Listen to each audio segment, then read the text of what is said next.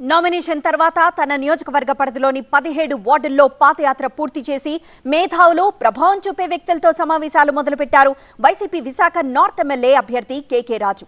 మేధావులు విద్యావంతుల్లో వైసీపీకి ఆదరణ లేదని ఒక తప్పుడు ప్రచారం జరుగుతోందని, కానీ క్షేత్రస్థాయిలో పరిస్థితి అలా లేదన్నారు కేకే రాజు. వాస్తవానికి మేధావుల్లో వైసీపీకి ఆదరణ ఎక్కువగా ఉందన్నారు. తన వార్డు పరిధిలోని మేధావులు ప్రతిభావంతులైన వ్యక్తులతో సమావేశాన్ని నిర్వహించిన కేకే రాజు విశాఖ నగరంలోని 4 స్థానాల్లో వైసీపీ కైవసం చేసుకోవడం ఖాయమన్నారు. ఈ రోజు విశాఖ ఉత్తర నియోజకవర్గ ఎన్నికల ప్రచారంలో భాగంగా నిన్నటితో ఎన్నికల ప్రచారానికి సంబంధించి మేము ఎన్నికల ప్రచారాన్ని 2 దశలుగా విభజించడం జరిగింది. ఒకటి, నామినేషన్ వేసిన రోజు నుంచి కూడా ప్రతి వార్డు 17 వార్డులు కూడా వార్డుని మొత్తం పాదయాత్ర చేయాలని, నిన్నటితో 17 వార్డులు కూడా పాదయాత్ర పూర్తయింది.